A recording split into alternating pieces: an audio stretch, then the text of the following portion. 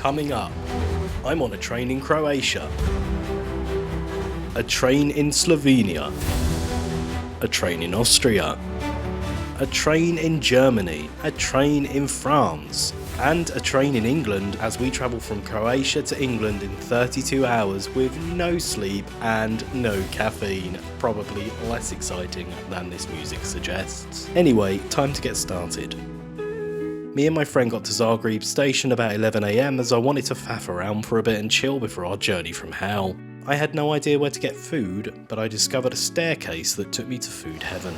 Currently just in the underground mall by Zagreb train station. Gonna get some food. Yeah, it's got a lot of stuff here, so bear that in mind. If you can't find what you want in a cafe, it's in the station itself. 2 cafes. I'm down here. But there's like multiple bakeries, and oh god, it's so hard not to buy all the food. It's so fucking delicious.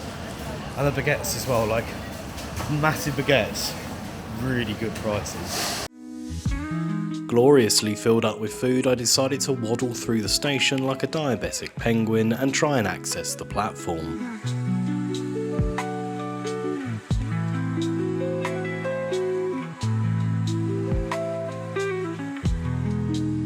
If you want to use Zagreb train station toilets, I would recommend bringing wet wipes, for when I went there they were absolutely disgusting. And I couldn't find toilet roll, and I have IBS, you do the math.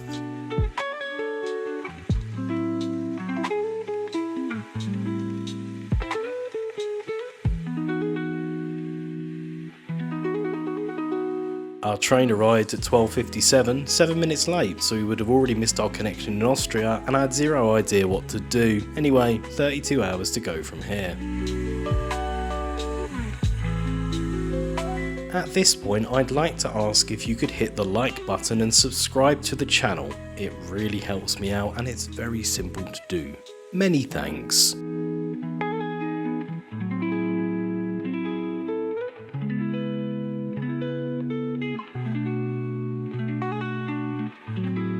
We stopped in Ljubljana, the capital of Slovenia, and picked up some more tuna chunks for this tin can on wheels. Although I will admit it was a comfortable journey, certainly more comfortable than any train in the UK. And we enjoyed the sights of a country that unfortunately we were just passing through. If you've been to Slovenia, perhaps you could leave some travel tips and ideas of where to stay in the comments section.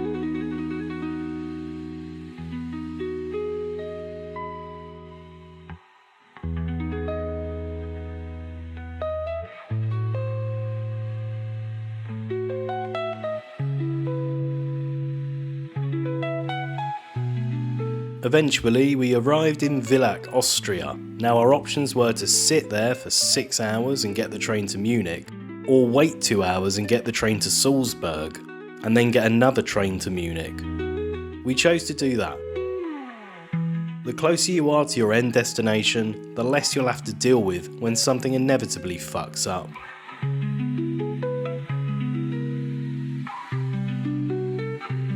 And then came the time to experience the views of Austria, and holy shit, what a country.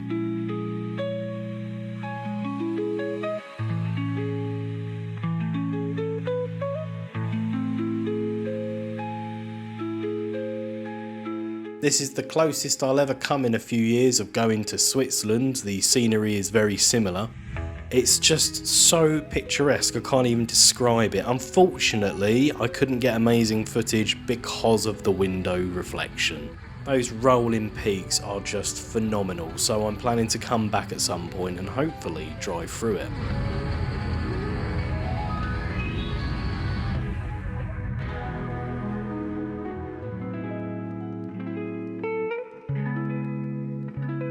We got to Salzburg with 20 minutes before our next train. I'm going to come back here one day too. It's famous for the Hallian, I think I pronounced that right, salt mine. Looks pretty fun.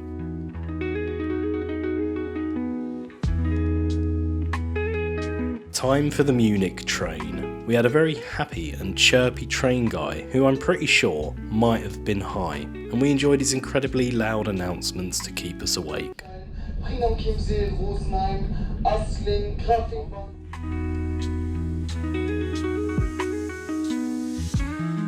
We arrived in Munich just after midnight. We nearly missed the train to Stuttgart because the DB staff had no idea what platform our train was arriving at.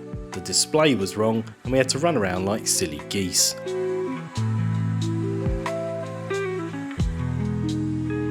But we made it, and what a train!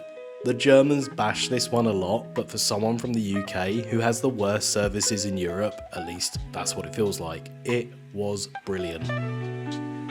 The seats were comfortable, plenty of room because it was a double-decker, saw a Doge. And look at the toilet, it even has a urinal to make pissing so much easier. Especially when you're on a bumpy train. Who's that twat? Nothing exciting here. I went for a walk to get water as I left my girlfriend to freeze on the platform. Spoke to a hotel concierge who was obsessed with British culture and kept quoting Fawlty Towers. He was a very quirky German, so that was a fun experience. They're renovating Stuttgart station. I'd imagine they've finished now because I filmed this in 2023.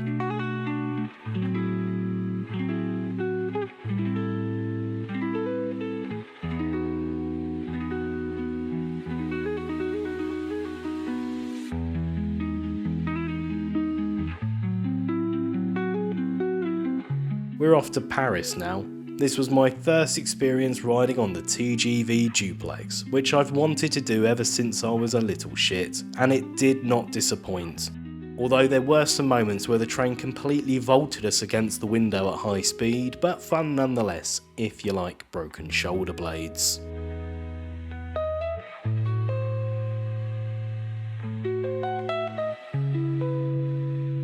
A bad burger and a lovely tea cost €11, which was horrendous, but I was starving. I would have drunk toilet water at that point.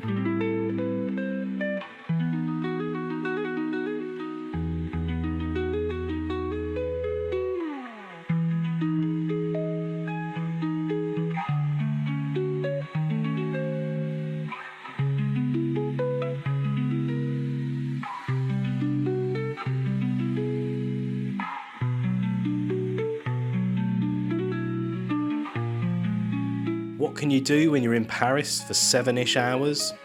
Walk about. See the Eiffel Tower. Look at this thing and that thing. Explore the station, eat a baguette, kiss a French girl, get slapped by one, I don't know.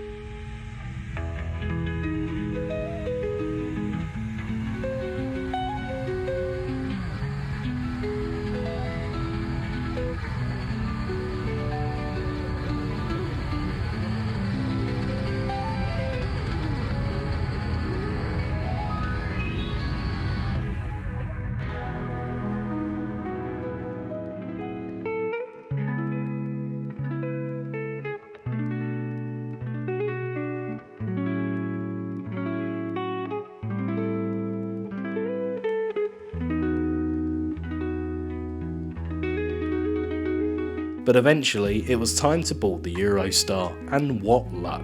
Coach 11 was right at the bottom of the escalator. The train is roughly 1/4 of a mile long and I wasn't in the mood for a hike.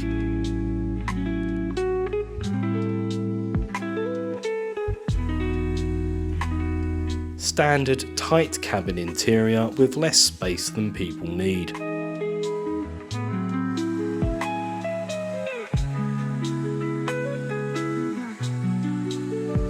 A small toilet, and that man. Buffet car was so-so, price is bad, what can we expect? Same situation with any train you're travelling on, to be honest. Unless it's a train in Thailand or Vietnam where you can get fried chicken delivered to your seat. I managed to record the entering and exiting of the Channel Tunnel. It's 31 miles and connects France to Britain, traversing up to 75 metres below the seabed of the English Channel. At 23.5 miles, it has the longest underwater section of any tunnel in the world, and it's the 3rd longest railway tunnel in the world. It takes 35 minutes to travel through. So in other words, it's bloody long.